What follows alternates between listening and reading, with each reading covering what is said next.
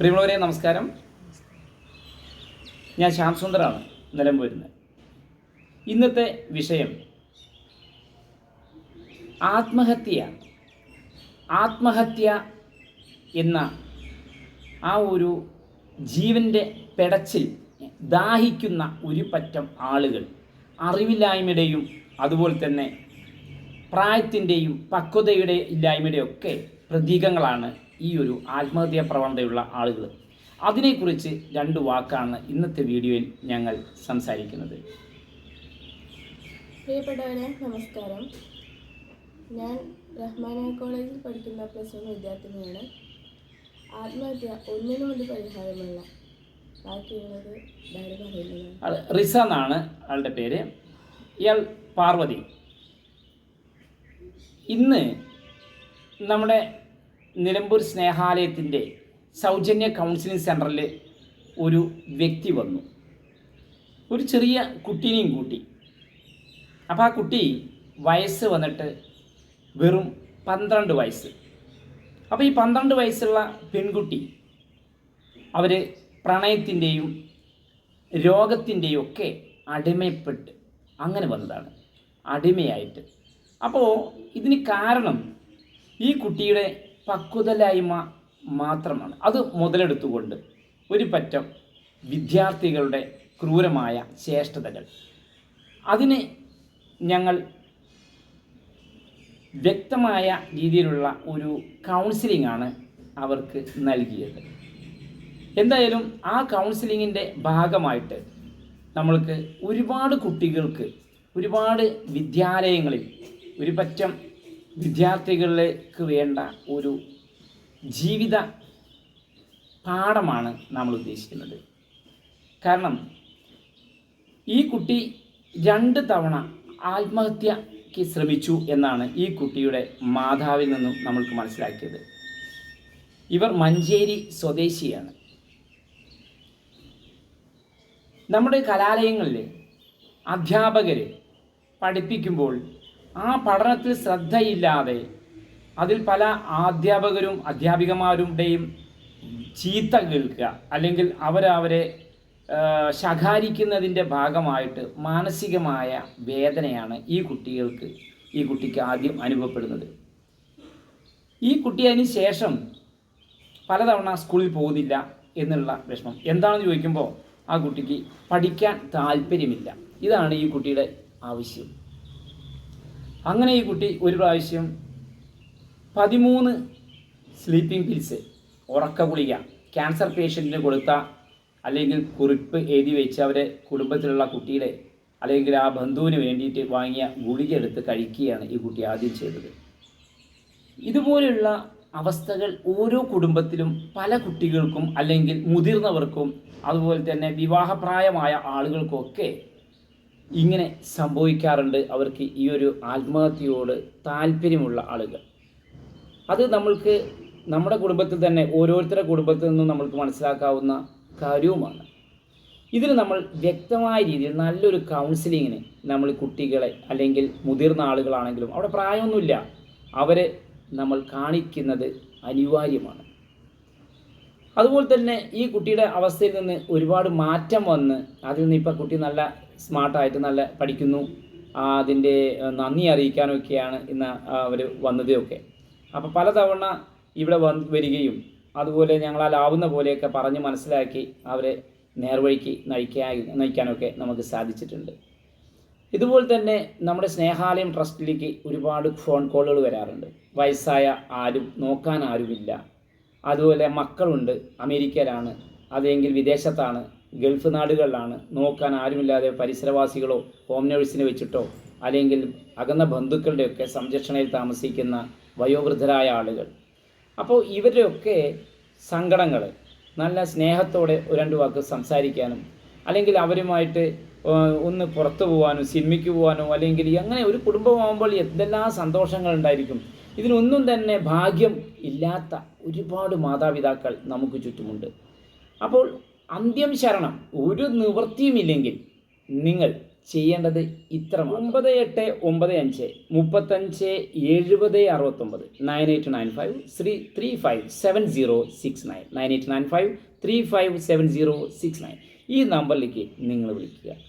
കാരണം ഒരു നിവൃത്തിയുമില്ല, ആരും നോക്കാനില്ല. അല്ലെങ്കിൽ രോഗം കൊണ്ടോ അല്ലെങ്കിൽ മാനസിക വിഷമം കൊണ്ടോ അല്ലെങ്കിൽ ശാരീരികമായിട്ടോ ഏത് അർത്ഥത്തിലാവട്ടെ നമ്മൾക്ക് മാനസികമായിട്ട് സങ്കടം, പ്രയാസം, ഒറ്റപ്പെട്ടു പോയി, എല്ലാം ഉണ്ട്, ആരുമില്ല, എന്നാൽ ആരുമില്ല, ഒന്നുമില്ല, ഇങ്ങനെയൊക്കെ അവസ്ഥയിൽ നമ്മളെ മാനസികമായിട്ട് അലട്ടാറുണ്ട്.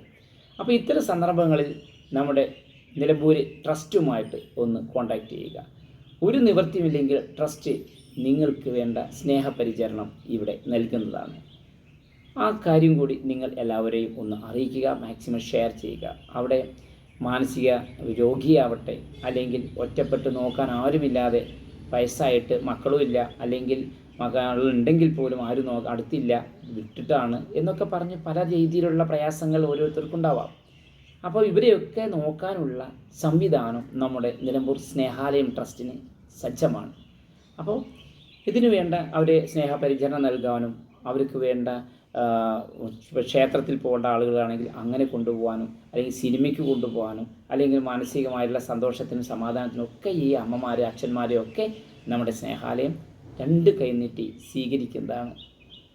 അതുപോലെ തന്നെ മദ്യത്തിന് അടിമപ്പെട്ട ആളുകൾ, ലഹരിക്ക് അടിമപ്പെട്ടിട്ട് എന്തിനു പറയണോ, അത് കഞ്ചാവാവട്ടെ അല്ലെങ്കിൽ മറ്റൊരു MDMA ആവട്ടെ, അതുപോലെ തന്നെ മദ്യമാവട്ടെ, അതുപോലെ പുകവലിയാവട്ടെ, ഇതിനൊക്കെ തന്നെ അടിമപ്പെട്ട ആളുകൾ നമുക്ക് ചുറ്റും ധാരാളമുണ്ട്. അതിൽ നിന്നൊരു മോചനം തേടാൻ വേണ്ടിയിട്ട്. കാരണം ചീത്ത കൂട്ടുകെട്ട്, നമ്മുടെ കൂട്ടുകെട്ടിലൂടെയാണല്ലോ ഓരോ ദുശീലങ്ങൾ നമ്മൾ പഠിക്കുന്നത്. അപ്പോൾ അത്തരം ചീത്ത കൂട്ടുകെട്ടുള്ള ആളുകൾക്ക് ഈ സ്വാഭാവികമായിട്ട് ഇതുപോലുള്ള ഈ ഒരു ദുശീലങ്ങൾ ഉണ്ടാവാറുണ്ട്. ഈ ദുശീലങ്ങളിൽ നിന്നെല്ലാം മോചനം തേടണമെങ്കിൽ സൗജന്യമായിട്ടുള്ള കൗൺസിലിങ്ങും കൂടി നമ്മുടെ നിലമ്പൂർ സ്നേഹാലയം വർഷങ്ങളായിട്ട് തുടങ്ങിയതാണ്. അത് നിലമ്പൂർ ജ്യോതിപ്പടി LIC ഓഫീസിൻ്റെ തൊട്ടടുത്തുള്ള ഗാലക്സി അപ്പാർട്ട്മെൻറ്റാണ് നമ്മുടെ ഈ ഒരു ട്രസ്റ്റിൻ്റെ ഓഫീസ്. ഇവിടേക്ക് വരാം. അതും തികച്ചും സൗജന്യമാണ്, ഒരു രൂപ പോലും ചിലവില്ലാതെ. കാരണം നമുക്ക് ജീവിതത്തിലേക്ക് ഒരാളെ കൈപിടിച്ച് ഒന്ന് ഉയർത്തിക്കൊണ്ടുവരാൻ ഒരു നല്ലൊരു വാക്കോ അല്ലെങ്കിൽ നമ്മുടെ 2 സംസാരം കൊണ്ട് ഒരു പക്ഷേ അതിന് ഗുണം ചെയ്തേക്കാം. അങ്ങനെ ഉണ്ടെങ്കിൽ അത് അവരുടെ ജീവിതത്തിൽ തന്നെ ആ കുടുംബം രക്ഷപ്പെടുകയല്ലേ. അതിനു വേണ്ട സൗകര്യം കൂടി നമ്മുടെ ഈ ഗാലക്സി അപ്പാർട്ട്മെൻറ്റിലൂടെ നമ്മുടെ ഈ ഒരു ഓഫീസിൽ ഉണ്ടാകാം എന്ന കാര്യം കൂടി പറയും. അതും 9895 35 70 69 എന്ന നമ്മുടെ ഈ ഒരു ട്രസ്റ്റിൻ്റെ നമ്പറിലേക്ക് വിളിച്ചിട്ട് വരിക. ഏത് സമയത്തും നിങ്ങൾക്ക് വരാം. ശനി, ഞായർ, തിങ്കൾ എല്ലാ ദിവസങ്ങളിലും ഇവിടെ ഓഫീസിൽ ആളുണ്ടായിരിക്കുന്നതാണ്. ആ കാര്യം കൂടി നിങ്ങളെ ഓർമ്മിപ്പിക്കുകയാണ്. പ്രിയമുള്ളവരെ, ഒരു കാര്യം കൂടി പറഞ്ഞോട്ടെ. നമ്മുടെ നിലമ്പൂർ സ്നേഹാലയം 1994 നമ്മളിത് സ്ഥാപിതമായത്. അന്ന് തൊട്ട് ഇന്ന് വരെ നമ്മുടെ സ്നേഹാലയത്തിലൂടെ ഒട്ടനവധി സാധുക്കൾക്ക് ഭക്ഷണമായിട്ടും വസ്ത്രമായിട്ടും ചികിത്സയായിട്ടും ഒക്കെ നമ്മളാലാവുന്ന പോലെ സുമനസ്സുകളുടെ സഹായത്താൽ നമ്മൾക്ക് ചെയ്തു കൊടുക്കാൻ സാധിക്കുന്നുണ്ട്. അതുപോലെ തന്നെ നമുക്ക് ചുറ്റുമുള്ള ആളുകൾക്ക് ഭക്ഷണമില്ലാതെ വേദനിക്കുന്ന, വിഷമിക്കുന്ന, നരയിക്കുന്ന, സങ്കടപ്പെടുന്ന ആളുകൾ ഒരു മടിയും വേണ്ട, നമ്മുടെ ഓഫീസുമായിട്ട് ബന്ധപ്പെടുക. അതുപോലെ തന്നെ നിങ്ങളുടെ വീട്ടിൽ വിശേഷ ദിവസങ്ങളൊക്കെ ഉണ്ടാകുമ്പോൾ, കാരണം നമ്മുടെ ഈ സ്നേഹാലയത്തിനെ ആശ്രയിച്ച് കഴിയുന്ന 47 അംഗങ്ങൾക്ക് പുറമേ ഒട്ടനവധി ആളുകൾക്ക് ഭക്ഷണം പൊതിച്ചോറായിട്ടും അതുപോലെ തന്നെ ചികിത്സാ സഹായമൊക്കെ ചെയ്തു വരുന്നതാണ്. അപ്പോൾ നിങ്ങൾക്കും തന്നെ നിങ്ങൾക്ക് ഇൻകം ടാക്സ് കൊടുക്കുന്ന ആളുകളൊക്കെ ഉണ്ടെങ്കിലും, അതുപോലെ തന്നെ നിങ്ങളുടെ വീട്ടിലെ വിവാഹവാർഷികം, പിറന്നാൾ, അതുപോലെ തന്നെ മരണാനന്തര കർമ്മങ്ങൾക്കൊക്കെ നമ്മൾക്ക് ഉള്ളവർക്ക് തന്നെ ധാരാളം പണം നമ്മൾക്ക് കൊടുക്കേണ്ട ആവശ്യം വരുന്നില്ലോ. വിശക്കുന്നവർക്കല്ലേ ഭക്ഷണം കൊടുക്കേണ്ടത്.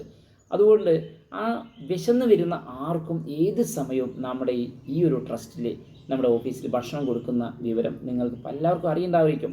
അറിയാത്തവരുടെ ശ്രദ്ധയിൽപ്പെടുത്താൻ വേണ്ടിയിട്ടാണ് ഈ ഒരു കാര്യം പറയുന്നത്. അപ്പോൾ ജ്യോതിപ്പടി LIC ഓഫീസിൻ്റെ അടുത്താണ്.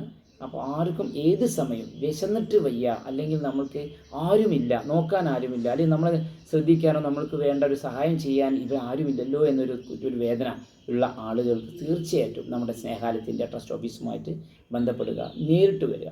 ഏത് സമയം 24 മണിക്കൂറും ഇവിടെ നമ്മുടെ ഓഫീസ് പ്രവർത്തിച്ചു കൊണ്ടിരിക്കുന്നതാണ്. അതുപോലെ തന്നെ അത് ഹെൽപ്പ് ലൈൻ മറക്കാതെ നിങ്ങൾ ഉപയോഗിക്കുക. അത് ആവശ്യക്കാർക്ക് നമ്മൾ പറഞ്ഞു കൊടുക്കുക. 9895 35 70 69 എന്ന ഹെൽപ്പ് ലൈൻ നമ്പർ എപ്പോഴും മനസ്സിൽ ഉണ്ടായിരിക്കട്ടെ. അതുപോലെ ബ്ലഡിൻ്റെ ആവശ്യം വരുമ്പോൾ ബ്ലഡ് ഇപ്പോൾ നമുക്ക് O- ബ്ലഡ് ഇല്ല, അതുപോലെ തന്നെ നമുക്ക് ഏതാ AB പോസിറ്റീവ് അർജൻറ്റാണ് എന്ന് പറയുന്ന സമയത്തും നമ്മുടെ സഹകാരികളായ ആളുകൾ, സുമനസ്സുകളായ സ്നേഹനിധികളായ ഒരു പറ്റം ആളുകൾ നമുക്ക് എപ്പോഴും വളണ്ടിയേഴ്സായിട്ടും ഒക്കെ ട്രസ്റ്റിനുണ്ട്. അപ്പോൾ അവരെ ശ്രദ്ധയിൽപ്പെടുത്തി കഴിഞ്ഞാൽ നിങ്ങൾക്ക് അതിന് വേണ്ട സൗകര്യം നമ്മുടെ ട്രസ്റ്റ് ചെയ്തു കൊടുക്കുന്നതാണ്. അതുപോലെ തന്നെ മരണാനന്തര കർമ്മങ്ങൾ നമ്മുടെ വീട്ടിലൊക്കെ നമ്മൾ മരിച്ചു കഴിഞ്ഞാൽ, അല്ലെങ്കിൽ നമ്മുടെ ബന്ധുമിത്രാദികളൊക്കെ അല്ലെങ്കിൽ മരിച്ചു കഴിഞ്ഞിട്ടുണ്ടെങ്കിൽ നമ്മൾ എല്ലാ ആളുകളെയും വിളിച്ചിട്ട് പഴയ പോലെയൊന്നും ഇപ്പോൾ ഭക്ഷണം കൊടുക്കാറില്ലല്ലോ. അപ്പോൾ ഇങ്ങനെ കൊടുക്കാൻ ആളുകൾ, അപ്പോൾ നമ്മൾ ഇതുപോലെ നിലമ്പൂർ സ്നേഹാലയം ഇതുപോലെ മരണാനന്തര ഭക്ഷണമൊക്കെ സ്വീകരിക്കും. പാകം ചെയ്ത ഭക്ഷണമാണെങ്കിലും ട്രസ്റ്റ് സ്വീകരിക്കുന്നതാണ്. അപ്പോൾ ഈ ഭക്ഷണം നമ്മൾക്ക് നമ്മുടെ 47 അംഗങ്ങൾക്ക് പുറമേ തന്നെ നമ്മൾക്ക് ധാരാളം ഊരുകളിൽ, അതുപോലെ തന്നെ ഓരോരോ ഗ്രാമങ്ങളിലും ഹോസ്പിറ്റലുകളിലും തെരുവോരത്തും ഒക്കെ തന്നെ നമ്മളുടെ വോളണ്ടിയേഴ്സ് നമ്മുടെ വണ്ടികളിൽ നമ്മളുടെ ഭക്ഷണം കൊണ്ടുപോകുന്ന വിവരം, കൊണ്ടുകൊടുക്കുന്ന വിവരങ്ങളുണ്ട്. അപ്പോൾ അതുകൊണ്ട് തന്നെ നമ്മൾക്ക് ഇവിടെ ബുക്ക് ചെയ്യാവുന്നതാണ്. നമ്മുടെ ഈ മേൽപ്പറഞ്ഞ നമ്പറിലേക്ക് വിളിച്ചിട്ട് നമ്മൾക്ക് ഇന്ന ദിവസം നമ്മൾക്ക് ഭക്ഷണം കൊടുക്കണം. അതിൻ്റെ അരിസാധനങ്ങളാണെങ്കിലും പാകം ചെയ്ത ഭക്ഷണമാണെങ്കിലും അതില്ലെങ്കിൽ അതിൻ്റെ ചെറിയൊരു സംഖ്യ അടച്ചു കഴിഞ്ഞാൽ ഇവിടെ തന്നെ ഭക്ഷണം കൊടുത്ത് അതൊക്കെ ചെയ്തു കൊടുക്കാനുള്ള സംവിധാനമുണ്ട്. ഇൻകം ടാക്സ് കൊടുക്കുന്ന ആളുകൾ ടാക്സ് എക്സംഷൻ റെസിറ്റാണ്. കാരണം ഇത് കേന്ദ്ര സംസ്ഥാന ഗവൺമെൻറ്റിൻ്റെ എല്ലാ ലൈസൻസോടുകൂടി പ്രവർത്തിക്കുന്ന ഒരു ട്രസ്റ്റാണ്. 1994 മുതൽ നിലമ്പൂർ സ്നേഹാലയം അല്ലെങ്കിൽ അഥവാ പാഞ്ചജന്യം NGO ട്രസ്റ്റ് ഇവിടെ പ്രവർത്തിച്ചു വരുന്നുണ്ട്. ഇവിടെ നമുക്ക് ജാതി, മതം, രാഷ്ട്രീയം, സംഘടന ഒന്നുമില്ല. ആർക്കും ഏത് സമയം എപ്പോഴും നമ്മുടെ ഈ ട്രസ്റ്റിലേക്ക് വരാം. അതുപോലെ തന്നെ നിങ്ങൾക്ക് ഭക്ഷണം സ്പോൺസർ ചെയ്യാൻ സാധിക്കുന്നവർക്ക് അതും ചെയ്യാം. നമ്മുടെ വിശദവിവരങ്ങളൊക്കെ നിലമ്പൂർ സ്നേഹാലയം trust.com എന്ന വെബ്സൈറ്റോ അതുപോലെ നിലമ്പൂർ സ്നേഹാലയം കോവിലകത്തുമുറി എന്ന നമ്മുടെ ഫേസ്ബുക്കോ അതുപോലെ തന്നെ യൂട്യൂബോ ഒക്കെ നമ്മൾക്കൊന്ന് നോക്കിയാൽ ഇതിൻ്റെ വിശദവിവരങ്ങളും നമ്മൾ ചെയ്യുന്ന പ്രവർത്തനങ്ങൾ, നമ്മുടെ കാര്യങ്ങളൊക്കെ തന്നെ അതിൽ വിശദവിവരങ്ങളൊക്കെ അറിയാൻ സാധിക്കുന്നതാണെന്ന് കൂടി അറിഞ്ഞുകൊണ്ട് നമ്മുടെ ഈ കൊച്ചു വീഡിയോ ഇവിടെ അറിയിക്കുകയാണ്. ഒരിക്കൽ കൂടി ഞാൻ ഈ കാര്യം പറയട്ടെ, കൗൺസിലിങ്ങിൻ്റെ കാര്യം മറക്കണ്ട. അതുപോലെ ഒരു ആവേശത്തിന് നമ്മൾക്ക് കിണറ്റിലേക്ക് എടുത്ത് ചാടാൻ തോന്നും. ഒരു ദേഷ്യം വന്നാൽ അല്ലെങ്കിൽ എന്തെങ്കിലും ചെറിയ ചെറിയ കാരണങ്ങൾ കൊണ്ട്, അപ്പോൾ അത് പിന്നീട് വേണ്ടായിരുന്നു എന്ന് തോന്നിപ്പോകും. കാരണം തല ഇടിച്ചിട്ടോ കയ്യും കാലും ഒക്കെ ചെന്ന് പടവള്ളി ചെന്ന് വീണിട്ടൊക്കെ ആവും ചിലപ്പോൾ പല രീതിയിൽ. പിന്നെ നമുക്ക് ആത്മഹത്യ ചെയ്യേണ്ടിയിരുന്നില്ല, എന്നിട്ടോ ഒരു നിസ്സാര കാര്യമായിരുന്നു അത് എന്ന ബോധം നമ്മൾക്ക് വരും. അപ്പോൾ ഇതുകൊണ്ട് തന്നെ നമ്മളെ ഈ ഒരു മരണം നമ്മൾ ആരും ആഗ്രഹിക്കേണ്ട, അത് തന്നെ നമ്മളെ തേടി വന്നോളും. അതിന് നമ്മൾ ചെറിയ ചെറിയ കാരണങ്ങളൊന്നും കണ്ടുപിടിച്ച്, അതുപോലെ വീട്ടിലെ കലഹമാണ്, അല്ലെങ്കിൽ അവർ മദ്യപിച്ച് പ്രശ്നം ഉണ്ടാക്കി, അവർ അങ്ങനെ പറഞ്ഞു ഇങ്ങനെ പറഞ്ഞു, അവരങ്ങനെ തെറ്റിദ്ധരിച്ചു, അങ്ങനെ പറഞ്ഞു, അതിനൊന്നും ഒരു കഴമ്പുമില്ല. അപ്പം അതുകൊണ്ട് ആത്മഹത്യ, നമ്മളുടെ ജീവൻ എടുക്കാനുള്ള അധികാരം, അവകാശം നമ്മൾക്കില്ല. കാരണം നമ്മൾക്ക് ജന്മം തന്നത് ദൈവമാണ്. ഈ ഭഗവാന്റെ അല്ലെങ്കിൽ നമ്മുടെ ഈ ഈശ്വരൻ്റെ ഒരു കഴിവാണ് അത് നമ്മൾക്ക് ജന്മം തന്നതും ജീവിതം എടുക്കാനൊക്കെ. അല്ലെങ്കിൽ നമ്മൾക്ക് ആത്മഹത്യ, അതുകൊണ്ട് മരണം എന്ന് പറയുന്നത് ഒരു രംഗബോധമില്ലാത്തൊരു കോമാളിയാണ്. ഏതു മനുഷ്യനും അവിടെ പ്രായമൊന്നുമില്ലല്ലോ, ഏത് സമയത്തും നമ്മളെ തേടി ആ മരണം വന്നേക്കാം. അപ്പോൾ ചെറിയ ചെറിയ കാര്യങ്ങൾ, നിസ്സാര കാര്യങ്ങളിൽ നമ്മളത് സങ്കടപ്പെട്ട് പല വിഷമങ്ങളുണ്ടാവും, കുടുംബ പ്രശ്നങ്ങളാകുമ്പോൾ പലതും ഉണ്ടായിരിക്കാം. അപ്പോൾ അതൊക്കെ ഒന്ന് കരുതിയിട്ട് നമ്മൾക്ക് നമ്മുടെ ജീവൻ ഒടുക്കാനുള്ള അവകാശമില്ല എന്ന് ഞാൻ ഒരിക്കൽ കൂടി നിങ്ങളെ അറിയിക്കുകയാണ്.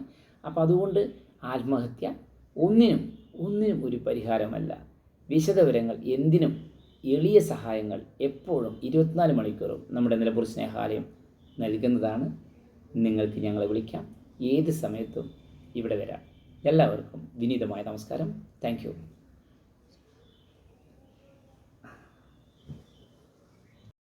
ഇപ്പോൾ പ്രണയ നൈരാശ്യം പല കുട്ടികൾക്കുണ്ടാവും. ചിലപ്പോൾ ഈ പ്രായത്തിൻ്റെ പക്വതയില്ലായ്മ കൊണ്ട് നമുക്ക് കോളേജുകളിലും സ്കൂളുകളിലൊക്കെ സ്വാഭാവികമായിട്ട് എല്ലാവരുടെ കാര്യം ഈ ഫോണിൻ്റെ ഉപയോഗം കൊണ്ട് ഒരുപാട് കുടുംബം ശിഥിലമായിക്കൊണ്ടിരിക്കുകയാണ്. അവിടെ വിവാഹം കഴിഞ്ഞ സ്ത്രീകളാവട്ടെ, അല്ലെങ്കിൽ പുരുഷന്മാരാവട്ടെ, അല്ലെങ്കിൽ നമ്മുടെ കുട്ടികളാവട്ടെ, അമിതമായ രീതിയിൽ ഏതെങ്കിലും കുട്ടികളുടെ കയ്യിൽ മൊബൈൽ ഫോൺ കണ്ടു കഴിഞ്ഞാൽ അത് അവരെ രക്ഷിതാക്കളെ വിളിച്ചു വരുത്തി സ്കൂളിൽ നിന്ന് ആണെങ്കിലും കോളേജിൽ നിന്നാണെങ്കിലും അവരെ താക്കീത് ചെയ്യണം. കാരണം ഒരു കുട്ടികളുടെ കയ്യിലും മൊബൈൽ ഫോണിൻ്റെ ആവശ്യമില്ല. കാരണം ഒരു ഫോണ് കൊണ്ട് കുടുംബം നശിച്ചു കൊണ്ടിരിക്കുകയാണ്, ഓരോ കുടുംബത്തിലും. നിങ്ങൾ തന്നെ ചിന്തിച്ച് നോക്കൂ. അപ്പോൾ ഭർത്താവ് കാണാതെ ഭാര്യ ചാറ്റ് ചെയ്യുന്നു, ഭാര്യ കാണാതെ ഭർത്താവ് ചാറ്റ് ചെയ്യുന്നു, ഭർത്താവ് അമ്മയും അച്ഛനും കാണാതെ മക്കൾ ചാറ്റ് ചെയ്യുന്നു. ഇതെല്ലാം തന്നെ മോശമായ ജീവിതം വഴിമുട്ടുന്ന, നശിച്ചുകൊണ്ടിരിക്കുന്ന ഒരു പ്രധാന ഉപകരണമാണ് ഈ മൊബൈൽ ഫോൺ. ഈ മൊബൈൽ ഫോണിൻ്റെ അമിതമായ ഉപയോഗം കൊണ്ട് എത്ര കുടുംബമാണ് നശിച്ചുകൊണ്ടിരിക്കുന്നത്. ഇപ്പോൾ നമ്മളൊക്കെ എത്ര വലിയ ഉദ്യോഗസ്ഥരാവട്ടെ, ചിലർ പോലീസ് ഉദ്യോഗസ്ഥരായിരിക്കാം, അല്ലെങ്കിൽ ഡോക്ടറാവാം, എഞ്ചിനീയർ ആവാം, അല്ലെങ്കിൽ അധ്യാപകരാവാം, അല്ലെങ്കിൽ ബിസിനസ്സുകാരാവാം, അല്ലെങ്കിൽ ഡ്രൈവേഴ്സ് ആവാം. അങ്ങനെ പല പല ജോലി ചെയ്യുന്ന ആളുകളാണ്. ഇവരൊക്കെ തന്നെ സമാധാനമായിട്ട് സന്തോഷമായിട്ട് നമുക്ക് ജോലിക്ക് പോകാമെന്ന് കരുതി പോകണം. തിരിച്ചു വരുമ്പോൾ എല്ലാവരും അവരുടെ മൊബൈൽ ഫോൺ നോക്കി നോക്കും, അവരുടെ ഭാര്യമാരുടെ, അല്ലെങ്കിൽ ഭാര്യമാർ ഭർത്താക്കന്മാരുടെ മൊബൈൽ ഫോൺ നോക്കി നോക്കൂ, അല്ലെങ്കിൽ കുട്ടികളുടെ ഫോണിൽ എത്ര കോളുകൾ വന്നു, ആരൊക്കെയാണെന്നുള്ളതൊന്ന് തിരഞ്ഞു നോക്കി നോക്കൂ.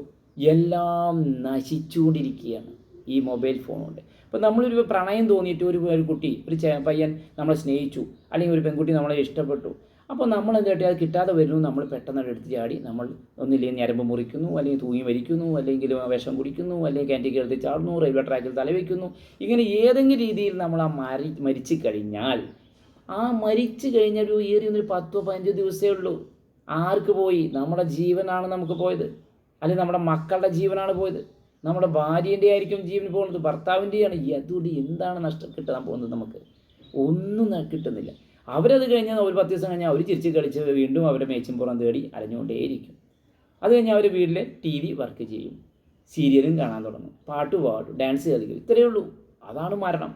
ഈ ഒരു നിസ്സാര കാര്യങ്ങൾക്ക്, ചെറിയ ചെറിയ കാര്യങ്ങൾക്കൊന്നും തന്നെ ഇതിൻ്റെ ആവശ്യമില്ല. എല്ലാവരും മൊബൈൽ ഫോണിൻ്റെ ഉപയോഗം കുറയ്ക്കുക. പ്രത്യേകിച്ച് നമ്മുടെ സ്റ്റുഡൻസ്, സ്കൂളുകളിലും കോളേജുകളിലൊക്കെ കുട്ടികളൊക്കെ തന്നെ അവരൊരു മൊബൈൽ പ്രത്യേകിച്ച് രക്ഷിതാക്കൾ വാങ്ങി വയ്ക്കുക.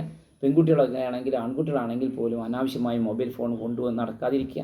കാരണം നമുക്ക് അന്നത്തെ കൊറോണയുടെ പ്രശ്നം കാരണമാണ് നമുക്ക് ഈ മൊബൈൽ ഫോൺ ഇത്രയും വ്യാപകമായിട്ട് നമ്മൾ രക്ഷിതാക്കൾക്ക് അനുവദിക്കേണ്ടി വന്നത് എന്നതാണ് സത്യം.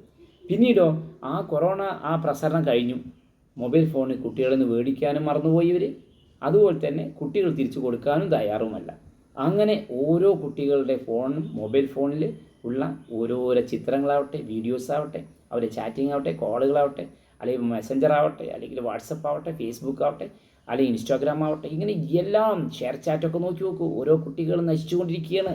ഈ ഇതുപോലുള്ള മാധ്യമങ്ങൾ, നവമാധ്യമങ്ങളിലൂടെയാണ് ഈ കുട്ടികളൊക്കെ നശിച്ചുകൊണ്ടിരിക്കുന്നത്.